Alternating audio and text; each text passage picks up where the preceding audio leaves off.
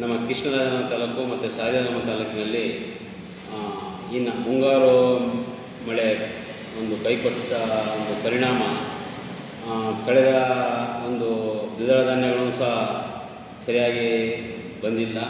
ಅದರಿಂದ ರೈತರು ನಷ್ಟ ಅನುಭವಿಸಿದ್ದಾರೆ. ಅದೇ ರೀತಿ ಹೊಗೆ ಸೊಪ್ಪು ಸಹ ಸರಿಯಾದ ಬೆಲೆ ಸಿಗದೇ ಅದರಲ್ಲೂ ಸಹ ನಷ್ಟ ಅನುಭವಿಸಿದ್ದಾರೆ. ಈಗ ಪ್ರೆಸೆಂಟು ಏನು ಕಂಡೀಷನ್ ಅಂತಂದರೆ, ಈ ನಮ್ಮ ತಾಲೂಕು ಆಡಳಿತದಿಂದ ಮೊನ್ನೆ ತಹಸೀಲ್ದಾರರನ್ನು ಭೇಟಿಯಾಗಿದ್ದೆ. ಈಗ ಬರುವಂಥ ಭತ್ತಕ್ಕೆ ನೀರು ಕೊಡುವ ಸಂಬಂಧಪಟ್ಟಂತೆ ನಾನು ಮಾತಾಡಲಿಕ್ಕೆ ಹೋಗಿದ್ದೆ. ನಾನು ತಹಸೀಲ್ದಾರ್ ಹತ್ರ. ತಹಸೀಲ್ದಾರ್ ಏನು ಹೇಳ್ತಾ ಇದ್ದಾರೆ ಅಂದರೆ, ನಮಗೆ ಸರ್ಕಾರ ಆದೇಶ ಬಂದಿರೋದು ಈಗ ನೀರನ್ನ ಕೆರೆ ಕಟ್ಟೆಗಳು ತುಂಬಿಸಲಿಕ್ಕೆ ಮತ್ತು ಜಾನುವಾರು ನೀರು ಕುಡಿಲಿಕ್ಕೆ ಮಾತ್ರ ನಮಗೆ ಬಿಡಲಿಕ್ಕೆ ಆದೇಶ ಬಂದಿದೆ. ಅದನ್ನು ಮಾತ್ರ ನಾವು ಕೊಡ್ತಾ ಇದ್ದೀವಿ. ಮತ್ತು ಎಲ್ಲ ಹಳ್ಳಿಗಳಿಗೆ ನಾವು ಆಲ್ರೆಡಿ ಪತ್ರಿಕಾ ಪ್ರಕಟಣೆ ಮಾಡಿದ್ದೀವಿ. ಎಲ್ಲ ಪಾಂಪ್ಲೆಟ್ಸು ಸಹ ಪ್ರತಿ ಹಳ್ಳಿಗಳು ಅನಿಸಿದ್ದೀವಿ. ಮತ್ತು ಆಟೋಗಳಲ್ಲಿ ಕ್ಯಾನ್ವಸ್ ಸಹ ಮಾಡಿಸಿದ್ವಿ. ಆಟೋದಲ್ಲಿ ಸಹ ನಾವು ಎಲ್ಲರಿಗೂ ಪಬ್ಲಿಸಿಟಿ ಕೊಟ್ಟಿದ್ದೀವಿ. ಅದರಿಂದ ನೀರು ನಾವು ಆ ಥರ ಬೆಳೆಗಳಿಗೆ ಬಿಡೋಕ್ಕಾಗಲ್ಲ. ಅದನ್ನು ಯಾವ ಬೆಳೆ ಬೆಳಿಬೇಕು ಅನ್ನೋದನ್ನು ಕೃಷಿ ಇಲಾಖೆ ಮತ್ತು ತೋಟಗಾರಿಕೆಯಿಂದ ಚರ್ಚೆ ಮಾಡಿ ರೈತರುಗಳು ಬೆಳೆ ಬೆಳಿಬೇಕಂತ ಹೇಳಿದ್ದಾರೆ. ಏಕೆಂದರೆ ಈಗ ಆಲ್ರೆಡಿ ಹೊಗೆ ಸೊಪ್ಪಿನಲ್ಲೂ ನಷ್ಟ ಅನುಭವಿಸಿದ್ದಾರೆ.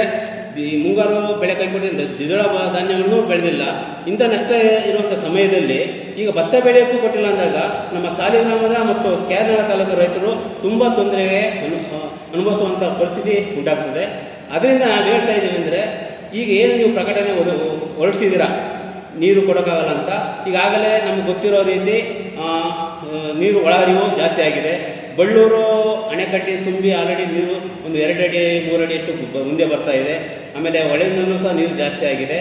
ಸ್ವಲ್ಪ ಒಂದು 5,000 ಕ್ಯೂಸೆಕ್ಸ್ಟು ನೀರು ಒಳಹರಿವು ಸ್ಟಾರ್ಟ್ ಆಗಿರೋದ್ರಿಂದ ಏನು ಈಗ ನೀವು ಪ್ರಕಟಣೆ ಹೊರಡಿಸಿದ್ದೀರಾ ಭತ್ತ ಬೆಳೆಯೋಕ್ಕಾಗಲ್ಲ, ಆ ಪ್ರಕಟಣೆನ ರದ್ದು ಮಾಡಿ ಮತ್ತೆ ಹೊಸ ಪ್ರಕಟಣೆನ ಈ ತಾಲೂಕಿನ ಮತ್ತು ಸಾಲಿಗ್ರಾಮ ಮತ್ತು ಕೇರಳ ತಾಲೂಕಿನ ರೈತರಿಗೆ ನಾವು ಭತ್ತ ಬೆಳೀಲಿಕ್ಕೆ ನೀರು ಕೊಡ್ತೀವಿ ಅನ್ನೋ ಒಂದು ಪ್ರಕಟಣೆನ ನೀವು ಸದ್ಯದಲ್ಲೇ ಹೊರಡಿಸ್ಬೇಕು.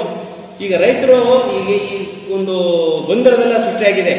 ಏನೀಗ ನೀರು ಬಿಟ್ಟಿದ್ದಾರೆ, ನೀರು ಬಿಟ್ಬಿಟ್ಟು ನೀವು ಭತ್ತ ಬೆಳಿಬೇಡಿ ಅಂತ ಹೇಳ್ತಾ ಇದ್ದಾರೆ. ನಾವು ಆಲ್ರೆಡಿ 2 ಬೆಳೆ ನಷ್ಟ ಅನುಭವಿಸಿದ್ದೀವಿ. ಮತ್ತೆ ಹಂಗಂದಾಗ ನಾವು ಎಷ್ಟು ತೊಂದರೆ ಮಾಡಬೇಕಂತ ಗೊಂದಲದಲ್ಲಿ ಒಂದು ಸೃಷ್ಟಿಯಲ್ಲಿ ನಮ್ಮ ತುಂಬ ರೈತರುಗಳು ನಮ್ಮ ಸಂಪರ್ಕದಲ್ಲಿ ಇದ್ದಾರೆ.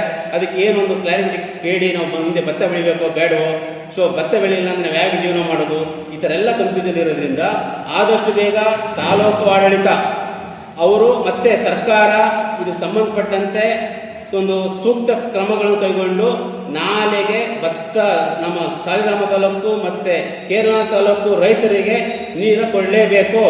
ಸಪೋಸ್ ನೀವು ನೀರು ಕೊಡಲ್ಲ ಅಂತ ಹೇಳಿದರೆ ನಾವು ಒಂದು ಉಗ್ರ ಹೋರಾಟನ ಮಾಡಬೇಕಾಗುತ್ತೆ. ಈಗಾಗಲೇ ನಮ್ಮ ನಾಯಕರಾದಂಥ ಸಾರಾ ಮಹೇಶ್ವರು ಸಹ ಹೇಳಿದ್ದಾರೆ.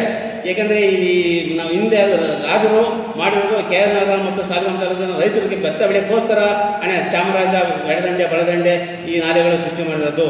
ನೀವು ಇವತ್ತು ಯಾರೋ ಬೇರೆ ತಮಿಳುನಾಡಿಗೆ ನೀರು ಹರಿಸಬೇಕು ಅನ್ನೋ ಉದ್ದೇಶ ಇಟ್ಕೊಂಡು ಬೇರೆ ಉದ್ದೇಶದಿಂದ ನೀರು ಕೊಡೋಕ್ಕಿಲ್ಲ ಅನ್ನೋದು ನಮ್ಮ ರೈತರಿಗೆ ಅನ್ಯಾಯ ಮಾಡಿದಂತೆ. ಆ ರೀತಿ ಏನಾದರೂ ಭತ್ತ ಬೆಳೀಲಿಕ್ಕೆ ನೀವು ನೀರು ಕೊಟ್ಟಿಲ್ಲ ಅಂದರೆ ನಾವು ಉಗ್ರ ಹೋರಾಟನ ತಾಲೂಕು ಕಚೇರಿಯ ಗಾಂಧಿ ಪ್ರತಿಮೆ ಮುಂದೆ ಕುಂತು ಮಾಡಬೇಕಾಗುತ್ತೆ ಅನ್ನೋ ಒಂದು ಸಂದೇಶ ನಿಮ್ಗೆ ಕೊಡ್ತಾ ಇದ್ದೀವಿ. ಆದ್ದರಿಂದ ಆದಷ್ಟು ಬೇಗ ಒಂದು ನಮ್ಮ ತಾಲೂಕು ಸಾಲಿಗ್ರಾಮ ಮತ್ತು ಕೇರಳ ತಾಲೂಕು ರೈತರಿಗೆ ನೀವೇನು ಪ್ರಕಟಣೆ ಹೊರಡಿಸಿದ್ರೋ ಅದನ್ನು ರದ್ದು ಮಾಡಿ ಹೊಸ ಪ್ರಕಟಣೆನ ನೀವು ಭತ್ತಕ್ಕೆ ನೀರು ಕೊಡ್ತೀವಿ ಅನ್ನೋ ಪ್ರಕಟಣೆನ ಆದಷ್ಟು ಬೇಗ ನೀವು ಹೊರಡಿಸಬೇಕು ಅನ್ನೋದನ್ನು ನಾನು ಕೇಳ್ಕೊಳ್ತಾ ಇದ್ದೀನಿ. ಇನ್ನೊಂದು ವಿಷಯ, ಈ ನಮಗೆ ಬಂದಿರೋ ಮಾಹಿತಿ ಪ್ರಕಾರ ಬರೋ 3ನೇ ತಾರೀಕಿಗೆ ತಮಿಳುನಾಡು ಮುಖ್ಯಮಂತ್ರಿಯವರಾದಂಥ ವಿಜಯರವರು ನಮ್ಮ ಕರ್ನಾಟಕ ಮುಖ್ಯಮಂತ್ರಿಯಾದಂಥ ಡಿ.ಕೆ. ಶಿವಕುಮಾರ್ ಮಾತಾಡಲಿಕ್ಕೆ ಈ ಸಂಬಂಧಪಟ್ಟ ಕಾವೇರಿ ನೀರು ಹಂಚಿಕೆಯಾದ ನೀರು ಬಿಡುವ ಸಂಬಂಧಪಟ್ಟ ಮಾತಾಡಕ್ಕೆ ಬರ್ತಾ ಇದ್ದಾರೆ. ಯಾವುದೇ ಕಾರಣಕ್ಕೂ ನಮ್ಮ ರಾಜ್ಯಕ್ಕೆ ಬೇಕಾದಂಥ ನೀರು ಈಗ ಸಫಿಷಿಯೆಂಟ್ ಆಗಿ ಇನ್ನೂ ಇಲ್ಲ. ಆದರೂ ನೀರು ಏನಾದ್ರು ಕೊಡ್ತೀವಂತ ಒಂದು ನೀವೇನಾದ್ರು ಭರವಸೆ ಕೊಟ್ಟಂತೂ ನಾವು ರೈತರುಗಳು ಸುಮ್ಮನೆ ಕೂರಲ್ಲ, ಉಗ್ರ ಹೋರಾಟ ಮಾಡ್ತೀವಿ. ಸೊ ಉಪವಾಸ ಸತ್ಯಾಗ್ರಹ ಮಾಡೋಕ್ಕೂ ನಾವು ರೆಡಿ ಇದ್ದೀವಿ. ಸೊ ಅದರಿಂದ ಯಾವುದೇ ಕಾರಣಕ್ಕೂ ತಮಿಳುನಾಡಿಗೆ ನೀರು ಹರಿಸುವಂಥ ಕೆಲಸ ಮಾಡಬೇಡಿ ನೀವು. ಸೊ ಇದೊಂದು ನಾವು ಸರ್ಕಾರಕ್ಕೆ ಎಚ್ಚರಿಕೆ ಕೊಡ್ತಾ ಇದ್ದೀವಿ.